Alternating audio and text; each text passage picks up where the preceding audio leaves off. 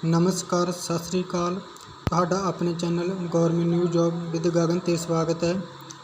अज आपां गल करन जा रहे हैं हाइट एंड डिस्टेंस वाले सवालों की।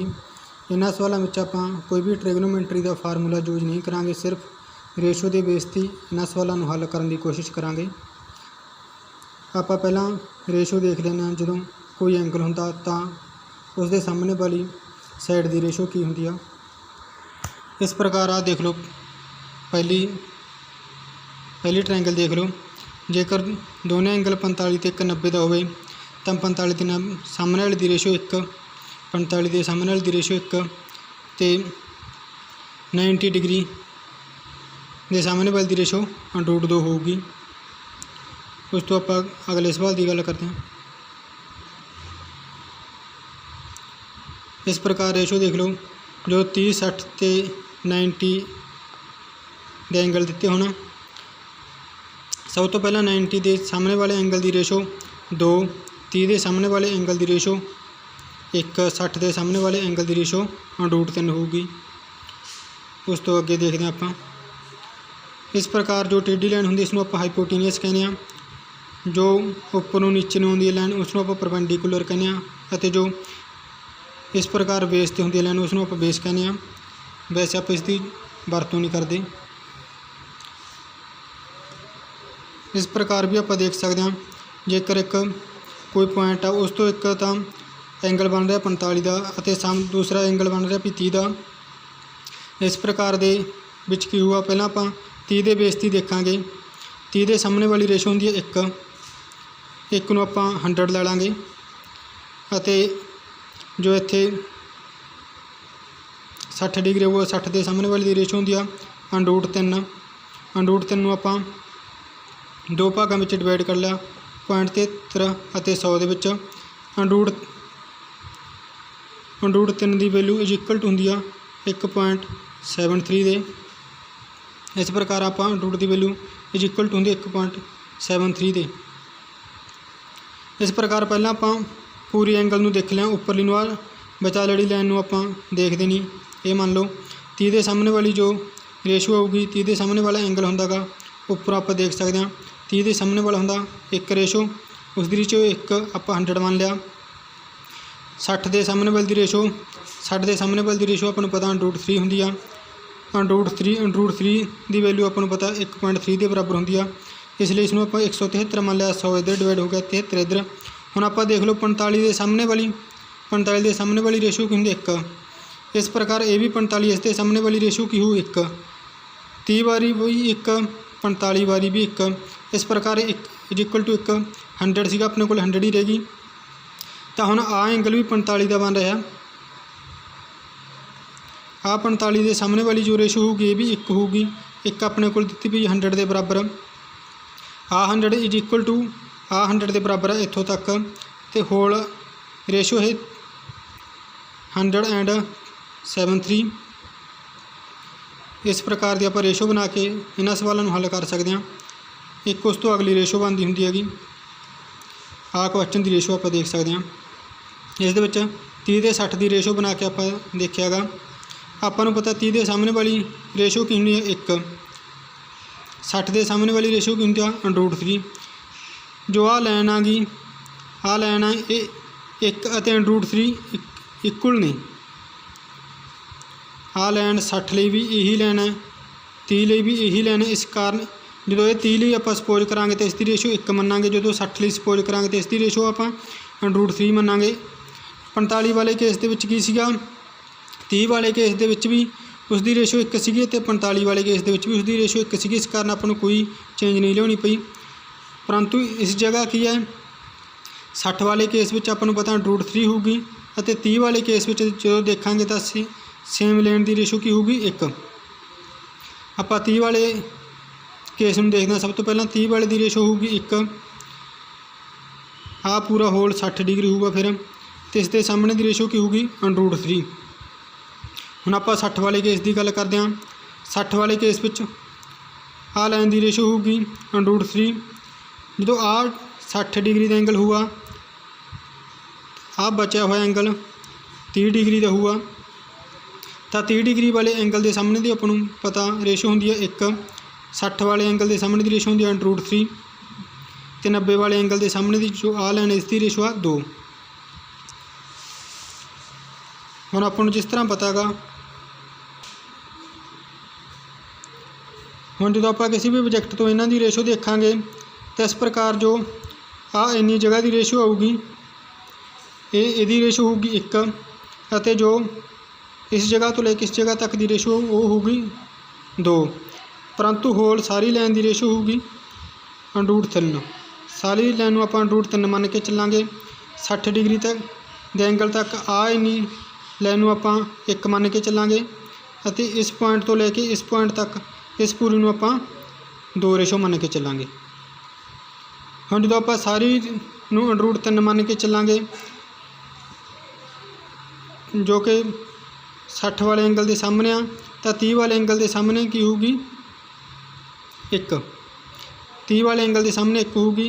इस 60 डिग्री वाले पूरे एंगल में लेता है इसके सामने की रेशो की हो √3 और दो 30 वाले इसके सामने की रेशो होगी 1।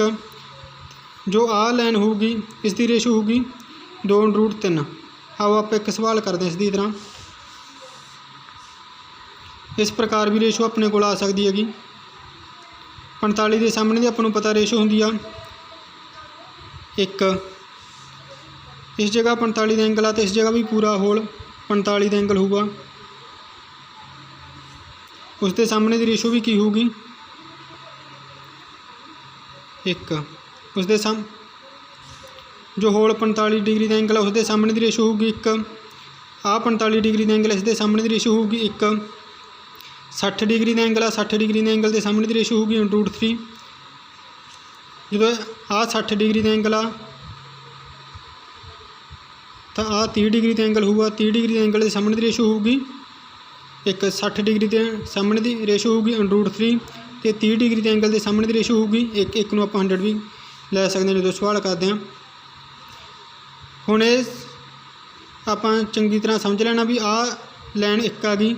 इस आप जो 45 के एंगल के हिसाब नाल सवाल हल करते हैं तो उस वेले रेशो इसकी 1 लैनी आ तो जो 60 के हिसाब नाल सवाल करते हैं तो इसकी रेशो √3 लैनी आ।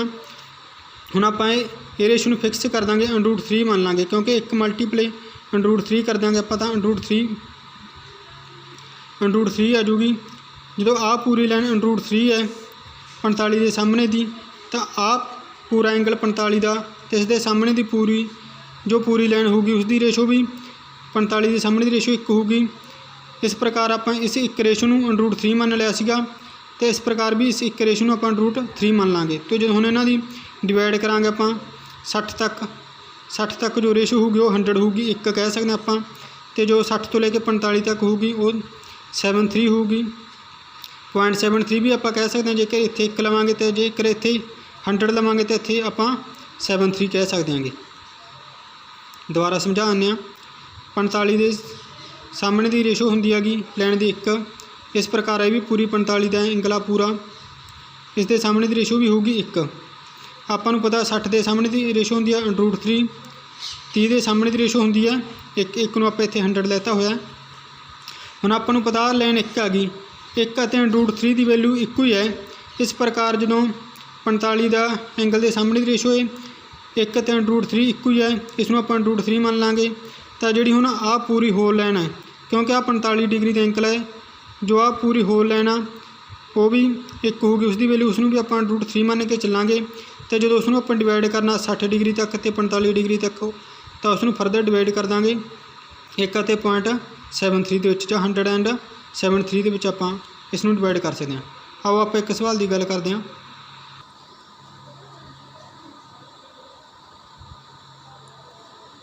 आओ सवाल की गल करते हैं। A girl is observing a bird sitting at the height of 500 meter from the ground. The angle of elevation of the bird from the girl's eyes 45 degree at the initial position.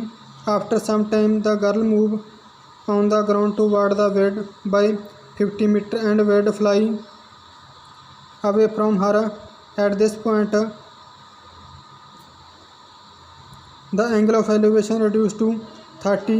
Find the distance traveled by bird take √3 the value ਆਪਾਂ ਨੂੰ ਦਿੱਤੀ ਪਈ ਹੈ 1.73 ਲੈਣੀ ਹੈਗੀ। ਹੁਣ ਸਭ ਤੋਂ ਪਹਿਲਾਂ ਆਪਾਂ ਕੁਐਸਚਨ ਨੂੰ ਸਮਝਦੇ ਹਾਂ। ਕੁਐਸਚਨ ਦੇ ਵਿੱਚ ਕਿਹਾ ਕੀ ਹੈ,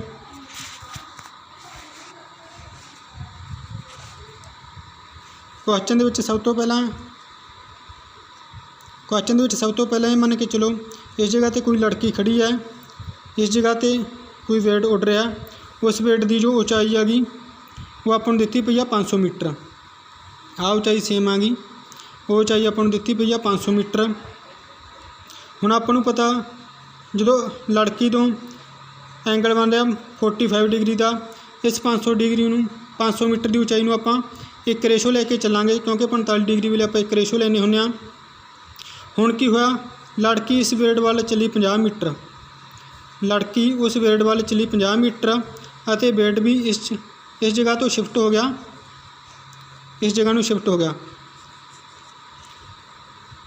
ਦੁਬਾਰਾ ਦੱਸ ਦੇਣਾ, ਲੜਕੀ ਵੇਟ ਵੱਲ ਚੱਲੀ ਅਤੇ ਵੇਟ ਲੜਕੀ ਤੋਂ ਅਗਲੀ ਜਗ੍ਹਾ ਨੂੰ ਚੱਲਿਆ ਗਿਆ, ਜਿਸ ਪੋਜੀਸ਼ਨ 'ਤੇ ਪਹਿਲਾਂ ਸੀਗਾ ਉਸ ਪੋਜੀਸ਼ਨ ਤੋਂ ਚੱਲ ਕੇ ਉਹ ਇਸ ਪੋਜੀਸ਼ਨ 'ਤੇ ਆ ਗਿਆ।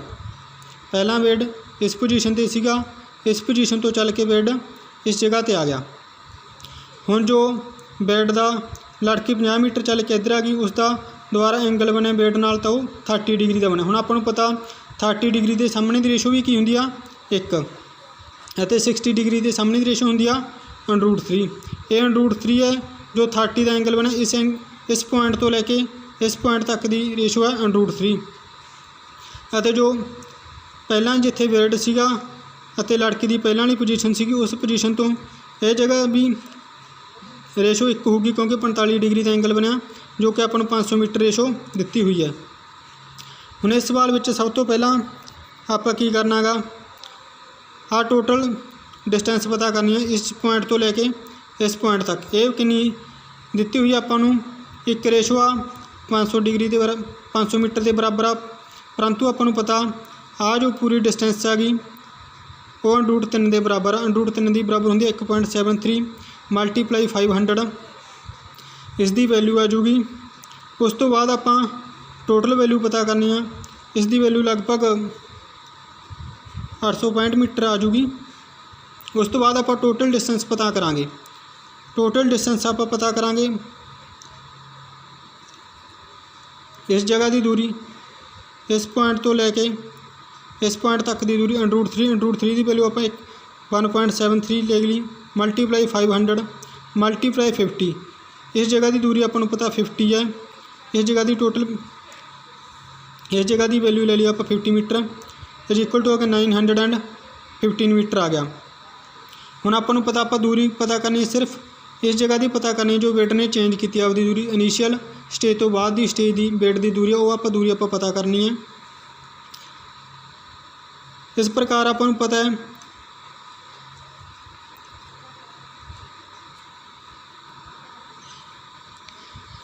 ਹੈ ਜੋ ਵੇਟ ਦੀ ਪਹਿਲਾਂ ਦੂਰੀ ਸੀਗੀ ਲੜਕੀ ਤੋਂ 45 ਡਿਗਰੀ ਦੇ ਸਾਹਮਣੇ ਦੀ ratio 1 is equal to 500 meter ਆਪਾਂ ਨੂੰ ਦਿੱਤੀ ਹੋਈ ਆ, ਤਾਂ ਜੋ ਆਹ ਵੈਲਿਊ ਹੈਗੀ ਇਹ ਵੈਲਿਊ ਵੀ 500 ਆਈ ਸੀਗੀ ਇਸ ਜਗ੍ਹਾ ਤੋਂ ਲੈ ਕੇ ਇਸ ਜਗ੍ਹਾ ਤੱਕ ਦੀ ਜੋ ਵੈਲਿਊ ਆ, ਕਿਉਂਕਿ ਇੱਥੇ ਵੀ 45 ਡਿਗਰੀ ਦਾ ਐਂਗਲ ਹੋਊਗਾ, 45 ਡਿਗਰੀ ਦੇ ਸਾਹਮਣੇ ਐਂਗਲ ਦੇ ਸਾਹਮਣੇ ਦੀ ਰੇਸ਼ੋ ਵੀ 1 ਹੋਊਗੀ। ਇਹ ਦੂਰੀ ਆਪਾਂ ਨੂੰ ਪਤਾ ਹੈਗਾ 500 ਮੀਟਰ ਹੈ। ਇਸ ਪ੍ਰਕਾਰ ਆਪਣੇ ਕੋਲ ਟੋਟਲ ਜੋ ਦੂਰੀ ਆ ਗਈ ਉਹ 915 ਮੀਟਰ ਆ ਗਈ। ਇਸ ਦੇ ਵਿੱਚੋਂ ਆਪਾਂ ਆਹ ਦੂਰੀ ਘਟਾ ਕੇ ਫਿਰ ਹੀ ਆਹ ਦੂਰੀ ਦਾ ਪਤਾ ਕਰ ਸਕਦੇ ਹਾਂ। ਇਸ ਪ੍ਰਕਾਰ ਆਪਾਂ 915 ਮੀਟਰ ਦੇ ਵਿੱਚੋਂ 500 ਮੀਟਰ ਘਟਾ ਦਾਂਗੇ ਤਾਂ ਵੇਟ ਨੇ ਜੋ ਦੂਰੀ ਤੈਅ ਕੀਤੀ ਉਹ 415 ਮੀਟਰ ਆ ਗਈ। ਇਹ RRB ਗਰੁੱਪ ਡੀ ਦੇ ਪੇਪਰ ਦੇ ਵਿੱਚ ਇਹ ਕੁਐਸਚਨ ਆਇਆ ਹੋਇਆ।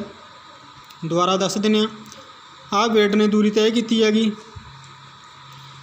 45 ਡਿਗਰੀ ਦਾ ਐਂਗਲ ਬਣ ਰਿਹਾ ਸੀਗਾ ਲੜਕੀ ਦਾ, ਪਹਿਲਾਂ 45 ਡਿਗਰੀ ਦਾ ਐਂਗਲ ਉੱਪਰ ਬਣੂਆ, 45 ਦੇ ਸਾਹਮਣੇ ਦੀ ਆਪਾਂ ਨੂੰ ਪਤਾ ਰੇਸ਼ੋ 1 ਹੁੰਦੀ ਆ, ਜੋ ਆਪਾਂ ਨੂੰ ਦਿੱਤੀ ਹੋਈ ਆ 500 ਦੀ ਉਚਾਈ 'ਤੇ 500 ਮੀਟਰ ਦੀ ਉਚਾਈ 'ਤੇ ਵੇਟ ਫਲਾਈ ਕਰ ਰਿਹਾ, ਤਾਂ ਉਸ ਦੇ ਸਾਹਮਣੇ ਦੀ ਆਹ ਰੇਸ਼ੋ ਜੋ 45 ਦੇ ਸਾਹਮਣੇ ਦੀ ਰੇਸ਼ੋ ਹੋਈ 1 ਇਜ਼ ਇਕੁਅਲ ਟੂ ਆਪਾਂ ਨੂੰ ਪਤਾ 500 ਮੀਟਰ।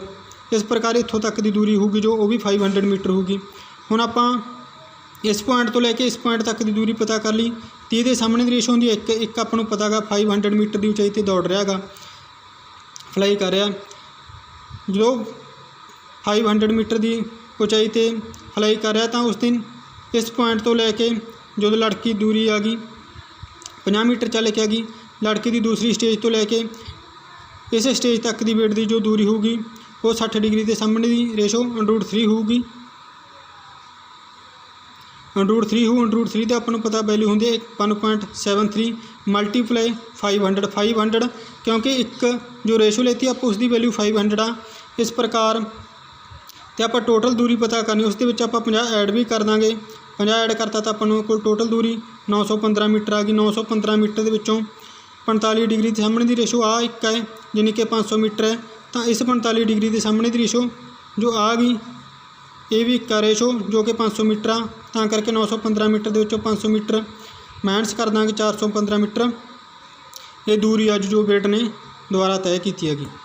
जेकर वीडियो वधिया लगी तो चैनल में सबसक्राइब करो, वीडियो में वध तो वध शेयर करो, लाइक करो और कमेंट करके जरूर दसो। धन्यवाद।